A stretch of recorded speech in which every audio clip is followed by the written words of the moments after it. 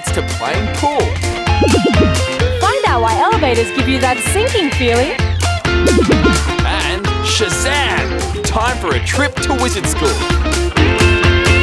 I really wish I was magic. Don't you, Taryn? Yeah, it would be pretty handy. Maybe what we need is one of Lara's magic crystals. Ashley and I are crazy about crystals. Some people believe they have magical powers. I'm not so sure about that, but I do know they're really beautiful. Hey Ashley, I know how to make more crystals for our collection. Do you want to give it a go? Come on. We're going to start with a sugar crystal. Here's how you do it. Cut a piece of string about this long and tie it to the middle of a pencil. Thanks, Ashley. Now we tie a paper clip to the end of the string. There. Now wet the paper clip in the string and press them into some sugar. We want a nice sugary coating. Then hang the paper clip inside a tall glass like this. I'm pouring in water that has 2 whole cups of sugar dissolved in it. It dissolves best if you stir the sugar into a jug of warm water. Now you won't see much right away, but by tomorrow everything will be crystal clear.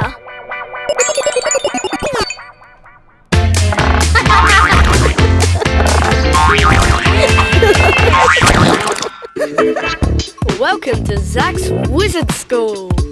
Time for today's lesson. Whoa, it worked! Cool! Hey, these fingers really are magic. This is fun. Okay, time to make this tablecloth disappear. 1, 2... Nah, too risky. If my magic doesn't work, I'll smash Mum's dinner plates. What about something else?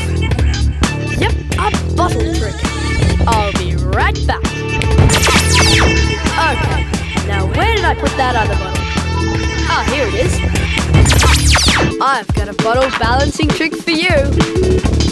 I just placed my lucky banknote on top of this bottle and balance another bottle on top, like this. Now watch closely. 1, 2, 3, Shazam! The money just slides right out. It's magic. What if the top bottle is full of juice? This could get messy. I'd better move to the garden. Ready and Shazam! Done, magic. Never works when you want it to. Okay, down on my magic carpet, I carefully pour some juice into a bottle, then place my banknote over the top, and balance it on top of the other bottle. Here we go. Shazam! Yeah! Didn't spill a drop. An object that is not moving will stay at rest unless a force is acting upon it. The scientific name for this is inertia. Because there is very little friction between the fast-moving banknote and the necks of the 2 bottles, there's not enough force to make them move. Their inertia holds them in place. Now my magic is working, I'll try the tablecloth trick again. 1, 2... No, it's too risky that way. Shazam! That's more like it. What? How did I do that? Oh, a good magician never reveals his secrets. Lara's about to reveal her crystal-making secrets, though. Let's go take a look. Ashley and I are having a crystal making workshop. This one's going to be a sugar crystal. Now let's make some more. What about a salt crystal? We'll do the same as we did for the sugar crystal, but this time, let's make the paperclip into a diamond shape. Maybe our crystal will look like a real diamond. Now, put a stack of salt in this glass. Keep going. We need lots of salt. That should do it. Okay, a pinch more for good luck. Now fill the glass up with warm water at the tap and stir until all the salt is dissolved. In goes our diamond-shaped paperclip. This is fun. Now we have 2 crystals on the go. Let's make one more. Again, we cut a length of string, tie it to the middle of a pencil, bend the paperclip into a fun shape, and tie it to the other end of the string. There. I'm going for a triangle. This time we're making a crystal from borax cleaning powder. A few big spoons into warm water and stir until it's all dissolved. Let's add a dash of food colouring. A red crystal will look so cool. Now comes the hard part, waiting for our crystals to form.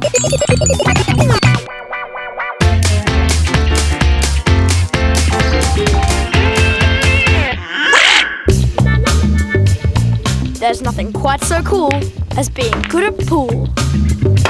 Yes! That's 2, 3 in a row. It's so easy to beat Giovanni.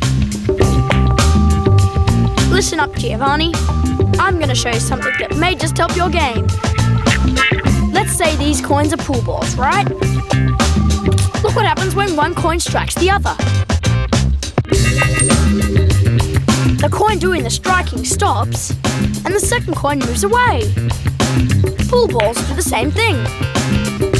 Have you got some more coins, Giovanni? Thanks. Here goes 2 coins hitting 4. Yep, the first 2 stop, and the last 2 move away. So whatever goes into a hit comes out the other end. When one coin hits another, it instantly transfers its energy to the next. If 2 coins are pushed into a group, the energy is transferred along the line and released in the same quantity. The speed at which the coins are flipped doesn't change the number of coins that move, only the distance they travel. Pool balls behave in exactly the same way. Let's see if Giovanni's learnt anything today. Yeah, nice shot! Hey, wait a minute! I didn't mean to help him that much. Looks like Giovanni has finally got his pool game all figured out. Meanwhile, John is busy doing some figuring out of his own. I live in an apartment on the 14th floor. I'm really glad there's a lift. I'd hate to use the stairs all the time. But every time I go up, it feels like something is weighing me down. Whoa, there's that feeling. It's really weird. Curious. Let's try going down. Whoa. Yep, it's almost like I feel lighter. But I wonder if my weight really changes. I will just get the bathroom scales. Okay, that's my weight standing still. Let's see if it changes. Going down. I knew it. The scales say I'm lighter. Back to normal. Now, going up. My weight increases. John's weight isn't really altering. It just appears to change because of the acceleration of the lift.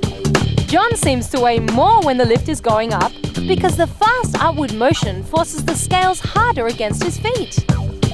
On the other hand, John seems lighter as the lift accelerates downwards because the scales move away from his feet. Well, that's what I call a weight of my mind.